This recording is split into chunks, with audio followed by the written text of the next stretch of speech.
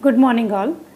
Rotary club of Shivajinagar Pune आयोजित शिक्षक प्रशिक्षण कार्यक्रमांतर्गत दुसऱ्या सत्रात आपण प्रभावी अध्यापनाची कौशल्ये पाहणार आहोत.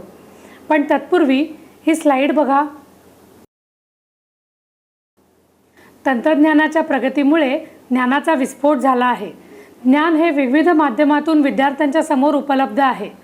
त्यामुळे शिक्षक सांगतील तेवढेच ज्ञान मिळवणे अशी परिस्थिती आता राहिली नाही.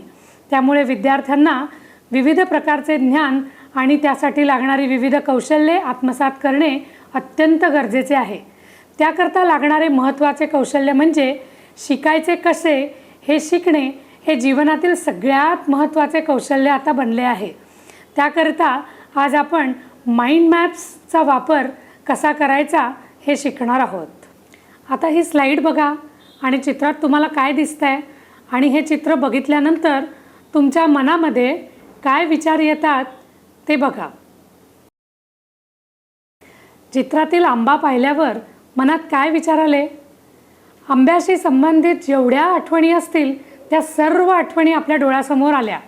म्हणजेच काय तर मेंदू सर्व माहिती ही सुटी साठवत नसून ही एकत्रितरित्या साठवतो.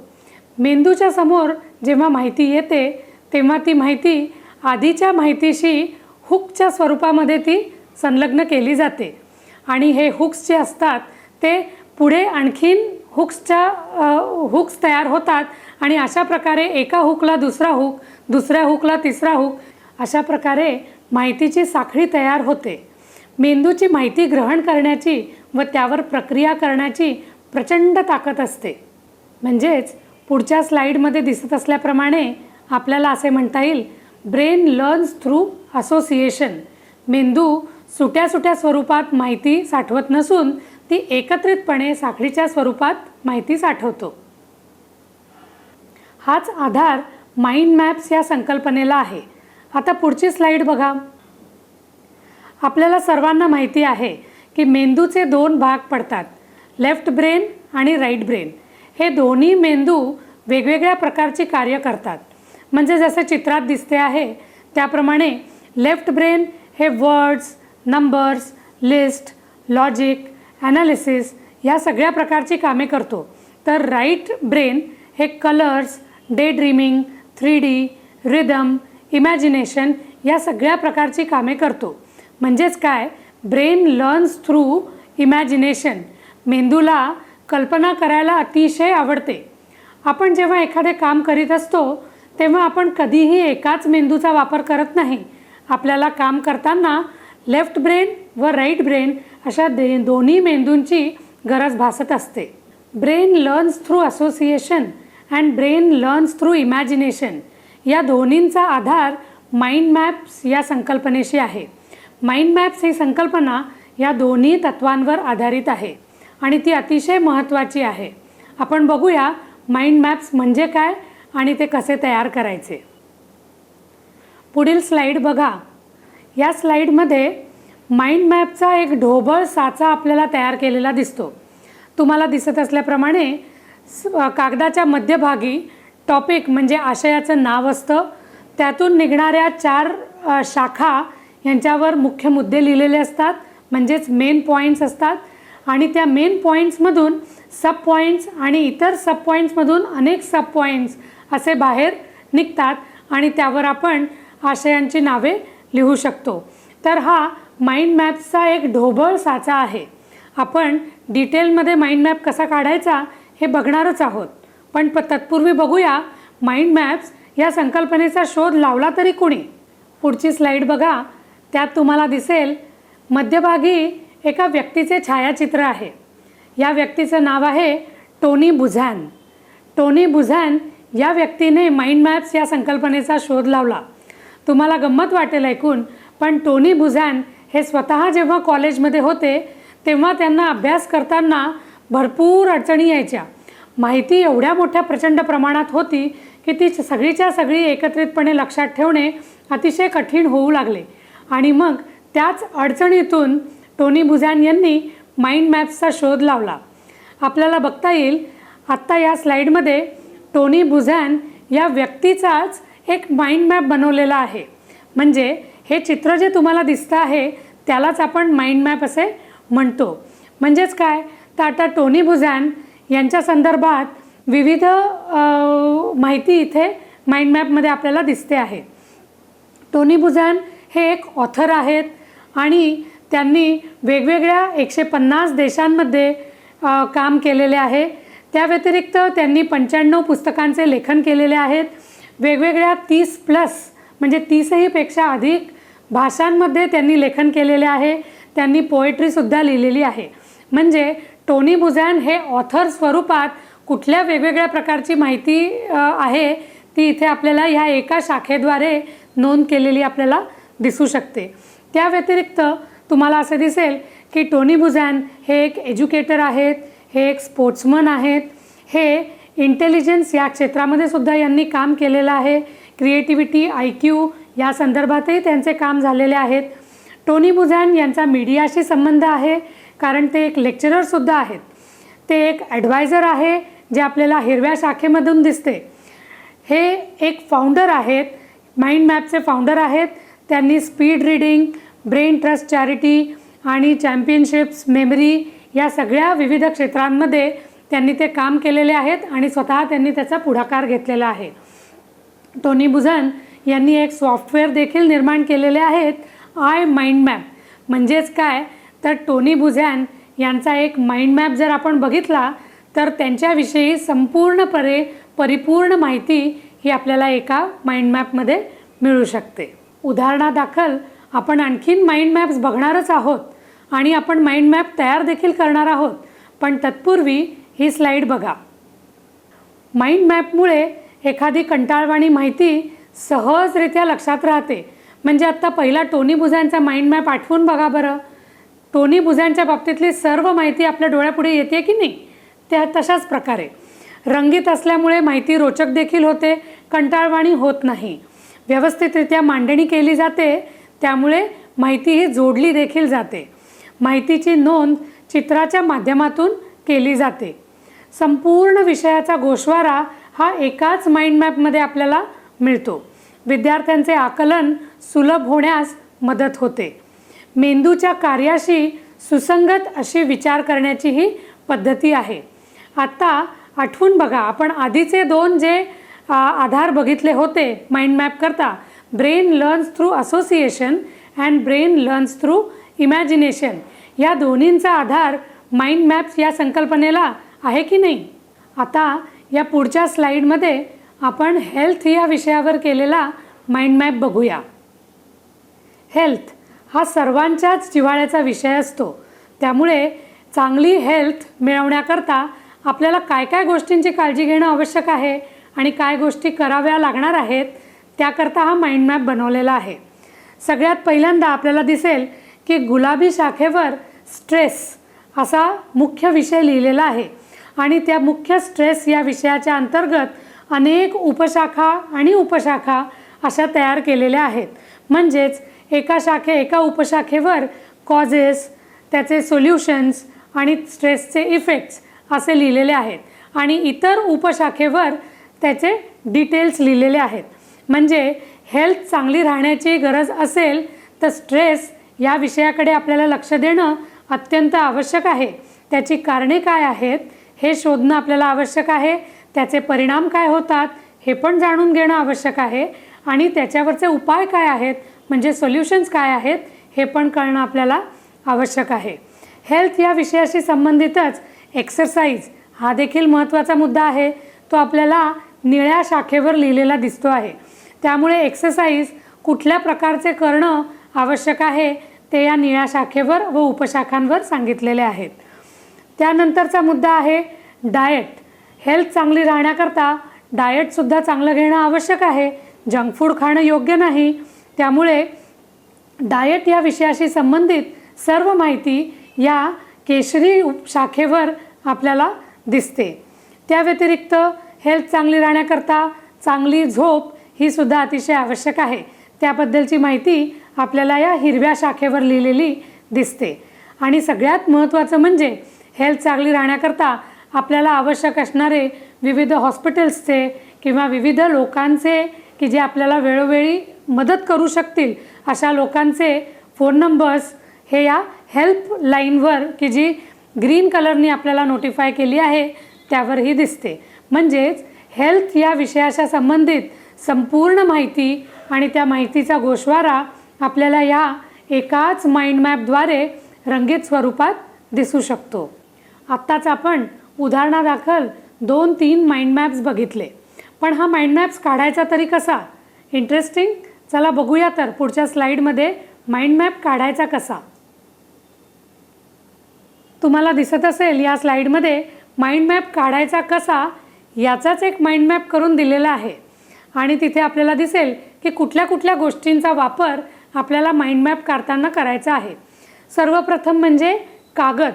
जो आपण कागद किंवा चार्ट पेपर घेणार आहोत तो कशा पद्धतीने वापरायचा हे या पहिल्या निळ्या शाखेवर सांगितलेलं आहे. पेपर, ब्लँक पेपर घ्यायचा. लँडस्केप म्हणजे तो आडवा धरायचा आणि त्याचं स्टार्ट करताना कागदाच्या मध्यातून सुरुवात करायची. दुसरा मुद्दा आहे लाईन्स. माइंड मॅपमध्ये लाईन्स काढताना कशा प्रकारच्या काढायच्या? तर सुरुवातीला मध्यापासून बाहेर निघणाऱ्या लाईन्स या जाड स्वरूपाच्या काढल्या पाहिजेत आणि नंतरच्या उपशाखांवरच्या रेषा म्हणजे लाईन्स या बारीक स्वरूपाच्या किंवा थिन असल्या तरीसुद्धा चालू शकतात. तिसरा महत्त्वाचा मुद्दा आहे शब्द. माइंड मॅप्सवर शब्द कशा प्रकारे लिहायचे? तर मुख्य शाखेवर की जी डार्क शाखा आहे त्या शाखेवर मुख्य पॉईंट लिहायचा आणि त्याद्वारे उपशाखांवर हे पुढचे उपमुद्दे लिहायचे. अशाद्वारे वर्ड्स म्हणजे शब्द माइंड मॅपवर आपल्याला लिहिता येतील. आपण सुरुवातीला म्हटल्याप्रमाणे माइंड मॅप आकर्षक करण्याकरता आपल्याला त्यामध्ये चित्रांचा देखील वापर करावयाचा आहे. त्यामुळे या चित्रात तुम्हाला माइंड मॅपमध्ये दिसतं आहे की इमेजेसचा वापर कसा करायचा हे त्या केशरी शाखेवर लिहिलेलं आहे. इमेजेस करता तुम्ही काही सिम्बॉल्स वापरू शकता, 3D इमेजेस वापरू शकता, काही मॅगझिनमधले कटिंग्स वापरू शकता. अशाद्वारे कुठल्याही प्रकारच्या चित्रांचा वापर आपण करू शकतो. एक लक्षात ठेवलं पाहिजे की माइंड मॅप तयार करताना आपण अगदी काही खूप मोठे चित्रकार असायला हवे अशी काहीच आवश्यकता नाही बरं का. माइंड मॅप तयार करताना कलर्सचा वापर हा देखील अत्यंत महत्त्वाचा आहे. पुढच्या जांभळ्या शाखेवर कलर्स कसे वापरायचे ते पण सांगितलेले आहेत. कलर्सचा वापर करायचा. सुरुवातीच्या शाखांना पहिली मुख्य शाखा जी आहे त्याला डार्क रंग वापरायचा आणि नंतरच्या उपशाखांना हा लाईट रंग वापरायचा आहे. लाईट रंग म्हणजे ती डार्क करायची नाही, रंग तोच ठेवायचा आहे. म्हणजे एकूण माइंड मॅप जर आपण बघितला तर आपल्या असं लक्षात येईल प्रत्येक शाखा ही एकाच रंगाने दर्शवलेली आहे. वेगवेगळ्या प्रकारचे रंग हे एकाच शाखेमध्ये वापरण्यात आलेले नाहीत. पुढचा मुद्दा आहे माइंड मॅपचं स्ट्रक्चर म्हणजे त्याचा साचा. माइंड मॅपचं स्ट्रक्चर हे रेडियंट असायला हवं. रेडियंट म्हणजे काय? तर माइंड मॅपची सुरुवात आपण कागदाच्या मध्यभागापासून करतो आणि ती पुढे कागदाच्या बाजूनी वाढवत नेतो. म्हणजेच माइंड मॅप हा एका जागी सुरू होऊन पुढे उपशाखा शाखा यांच्याद्वारे तो सर्क्युलरी वाढवत गेलेला आपल्याला दिसतो. म्हणजे एकत्रितपणे जर आपण बघितलं तर माइंड मॅप तयार करताना खालील गोष्टींची काळजी आपल्याला घ्यावयास हवी. ही स्लाईड बघा. सर्वप्रथम कागद आडवा धरा. कागदाच्या मध्यापासून सुरुवात करा. मध्यवर्ती संकल्पनेवर आधारित एखादी प्रतिमा व चित्र मध्यभागी ठेवा. रंगाचा मुक्त वापर करा. मध्यवर्ती संकल्पनेपासून मुख्य शाखा काढा आणि मग उपशाखा. मुख्य शाखा जाड काढा. शाखा वळणदार काढा. सरळ नको, कारण मेंदूला सरळ शाखा आवडत नाहीत. प्रत्येक शाखेकरता एकच शब्द लिहा. प्रतिमा व चित्रांचा भरपूर वापर करा. आता आपण माइंड मॅप्सचे उपयोग काय आहेत ते बघूया. पुढची स्लाईड बघा.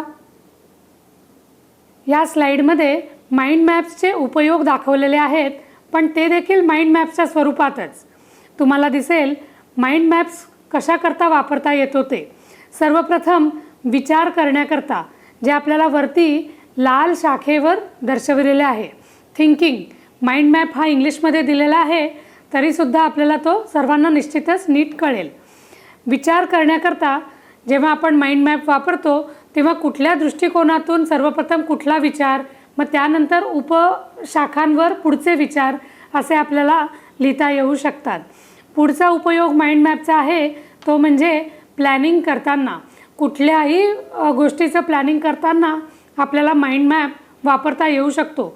अगदी साधं शॉपिंग देखील करायचं असेल तरीसुद्धा आपल्याला माइंड मॅपचा उपयोग करता येऊ शकतो. सर्वप्रथम कुठे जायचं, नंतर कुठे जायचं, नंतर कुठे जायचं, अशा प्रकारे माइंड मॅपचा वापर आपण प्लॅनिंग करण्याकरता करू शकतो. पुढचा उपयोग आहे माइंड मॅपचा ते म्हणजे माहिती गोळा करण्याकरता. कुठल्या कुठल्या स्वरूपाची माहिती कशा प्रकारे गोळा करायची ती इथे सांगितलेली आहे. त्यामध्ये माइंड मॅपचा उपयोग आपण करू शकतो. त्यानंतरचा उपयोग निळ्या शाखेवर दर्शवला आहे आणि तो विद्यार्थ्यांकरता अतिशय महत्त्वाचा आहे. Notes taking. विद्यार्थी जेव्हा कॉलेजमध्ये किंवा शाळेमध्ये जातात आणि शिक्षक जेव्हा त्यांना शिकवतात तेव्हा माहिती नोट डाऊन करून घ्यायची असते. ती माहितीच मुळी आपण माइंड मॅपच्या स्वरूपामध्ये नोट डाऊन करून घेऊ शकतो. म्हणजे सगळे मुख्य शब्दसुद्धा आपल्याला लिहिता येतील आणि सर्व माहिती आपली नोट डाऊन होईल. म्हणजे एखादी माहिती आपली सुटणार नाही. त्यामुळे नोट टेकिंग करता माइंड मॅपचा चांगला उपयोग होऊ शकतो. पुढचा उपयोग माइंड मॅपचा आहे तो मीटिंग्समध्ये. ऑफिसमध्ये जेव्हा मीटिंग्स असतात तेव्हा मीटिंगमध्ये झालेल्या किंवा चर्चिलेल्या विविध गोष्टी यांचं नोटिफिकेशनसुद्धा आपण माइंड मॅपच्या स्वरूपामध्ये करू शकतो. मुख्य विषय आणि त्याला अनुषंगाने येणारे विविध उपविषय आणि दुसरा मुख्य विषय अशा प्रकारे आपण मीटिंगचा एक वेगळा माइंड मॅप तयार करू शकतो. पुढचा उपयोग माइंड मॅपचा आहे प्रेझेंटेशन्स करता. जर एखादं प्रेझेंटेशन करायचं असेल तर त्याकरता कुठकुठल्या प्रकारची तयारी लागते, कुठल्या गोष्टी लक्षात ठेवणं आवश्यक असतं, याचा उपयोगसुद्धा इथे प्रेझेंटेशनमध्ये केलेला आपल्याला दिसून येतो. त्याच्यानंतरचा उपयोग विद्यार्थ्यांकरता अतिशय महत्त्वाचा आहे तो म्हणजे अध्ययन करताना. एखाद्या धड्याचं अध्ययन करताना त्या संपूर्ण धड्याचा गोषवारा येईल आणि त्या धड्याचा माइंड मॅप आपण तयार करू शकू. म्हणजेच एखादा धडा आपल्याला पूर्ण माइंड मॅपच्या स्वरूपात आपल्यासमोर दिसला की ती सर्व माहिती आपल्याला लक्षात ठेवायला सोपी जाईल. त्यानंतरचा उपयोग माइंड मॅपचा आहे रिकॉल करण्याकरता. म्हणजे परीक्षेमध्ये रिव्हिजन करण्याकरता आणि समरायझेशन करण्याकरता. म्हणजे परीक्षेच्या आदल्या दिवशी आपल्याला पुस्तक, नोटबुक असं घेऊन बसायची गरज नाही. असे जर माइंड मॅप प्रत्येक धड्याचे केलेले असले की फक्त माइंड मॅप वाचायचा की झाली रिव्हिजन 2 मिनिटात.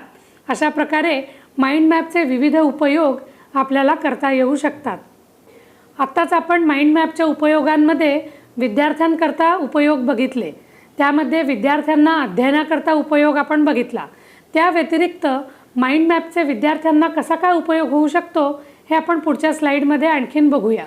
पुढची स्लाईड बघा. Mind maps for student skills असं वरती लिहिलेलं आहे. Revision studying enjoyable. म्हणजेच परीक्षेच्या आदल्या दिवशी रिव्हिजन करताना ती रिव्हिजन देखील एन्जॉय करण्यासारखी माइंड मॅपद्वारे होते. पुढचा उपयोग आहे मेमरी रिकॉल. चटकन माहिती आपल्याला आठवता येते जर आपण माइंड मॅप तयार केलेले असतील तर. माइंड मॅपमुळे कॉन्सन्ट्रेशन देखील चांगले होते.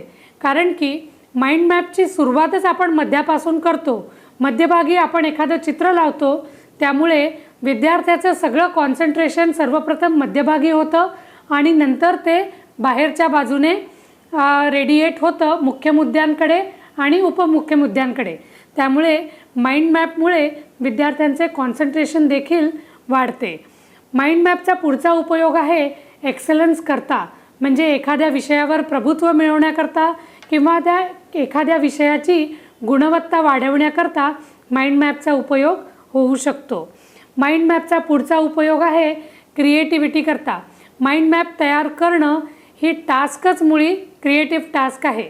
त्यामुळे एखाद्या व्यक्तीची क्रिएटिव्हिटीसुद्धा वाढीस लागते. माइंड मॅपमुळे cut study time in half with double the results. Mind मॅपमुळे आपल्याला डबल रिझल्ट्स तर मिळतात पण आपला अभ्यासाचा वेळ हा अर्ध्याहून वाचतो. अशा प्रकारे माइंड मॅपचे हे विविध उपयोग आहेत आणि आपण तो करून बघितल्यानंतर आपल्याला जास्त लक्षात येईल. त्यामुळे आता आपण इथून पुढे माइंड मॅप तयार करून बघणार आहोत. इयत्ता 7वीतील प्रकाशाचे संक्रमण या विषयावर माइंड मॅप हा तयार केलेला आहे. यामध्ये प्रकाश ही मुख्य संकल्पना आहे आणि ती कागदाच्या मध्यभागी दाखवलेली आहे. प्रकाशाचे संक्रमण ही संकल्पना हिरव्या शाखेवर नमूद केलेली आहे आणि संक्रमणाचे रेषीय संक्रमण हा उपमुद्दा हा पुढच्या शाखेवर नमूद केलेला आहे. रेषीय संक्रमण कशा प्रकारे होते आणि कुठकुठल्या प्रकारे होते याची विविध उदाहरणे इथे खाली दर्शवलेली आहे. अशा प्रकारे प्रकाशाचे संक्रमण हा पूर्ण मुद्दा हिरव्या शाखेवर नोंदवलेला आहे. प्रकाशामुळे होणारी छाया निर्मिती ही या गुलाबी शाखेवर नोंदवलेली आहे. छाया निर्मितीमध्ये असणारे विस्तारित स्रोत व बिंदू स्रोत अशा प्रकारे वेगवेगळ्या उपशाखांवर नमूद केलेले आहेत. विस्तारित स्रोतामध्ये काय नाही हे इथे नमूद केलेले आहे, जिथे आपण पुठ्ठा वापरत नाही, आणि बिंदू स्रोतामध्ये आपण पुठ्ठा वापरतो हे इथे नमूद केलेले आहे. म्हणजेच काय तर महत्त्वाचे मुद्दे इथे नमूद केलेले आहेत. त्या व्यतिरिक्त विस्तारित स्रोत असताना कशा प्रकारे छाया निर्मिती होते याचा एक डायग्राम इथे काढलेला आहे. त्याचप्रमाणे बिंदू स्रोत असताना छाया निर्मिती कशी होते याचा सुद्धा डायग्राम इथे एक काढलेला आहे. पडदा दूर केल्यानंतर छाया निर्मिती कशी होते आणि त्याचे डिटेल्स हे या पुढच्या उपशाखेवर नोंदवलेले आहेत. प्रकाशामध्ये असणारी तिसरी संकल्पना म्हणजे ग्रहणे. आपल्याला सर्वांना माहिती आहे की चंद्रग्रहण आणि सूर्यग्रहण या दोन प्रकारची ग्रहणे आपल्याला दिसतात. मग त्याबद्दलची माहिती ही या जांभळ्या शाखेवर नोंदवलेली आहे. चंद्रग्रहण असताना पृथ्वी, चंद्र व सूर्य यांची स्थिती कशी असते ही चित्राद्वारे दर्शवली आहे. त्याचप्रकारे सूर्यग्रहण असताना सुद्धा पृथ्वी, चंद्र व सूर्य यांची स्थिती कशी असते ही या शाखेवर नोंदवलेली आहे. त्याचप्रमाणे ग्रहणांबद्दलची सर्व माहिती या जांभळ्या शाखेवर नोंदवण्यात आलेली आहे आणि उपयुक्त असे डायग्राम देखील इथे दाखवण्यात आलेले आहे. महत्त्वाच्या मुद्द्यांची नोंद करणं अत्यंत इथे आवश्यक आहे. प्रकाश या संकल्पनेशी निर्धारित पुढची संकल्पना सूर्यप्रकाश व त्याचा स्ट्रक्चर कसं आहे ते. सूर्यप्रकाश हा पांढऱ्या रंगाचा असतो व तो 7 रंगांनी मिळून तयार झालेला असतो हे या एका उपशाखेवर सांगितलं आहे. पुढच्या 2 उपशाखांवर 7 रंगातून पांढरा रंग कसा तयार होतो आणि त्याचा प्रयोग कुठला आहे ते या उपशाखेवर नोंदवलं आहे. त्याकरता लागणारे चित्र देखील इथे काढलेले आहे.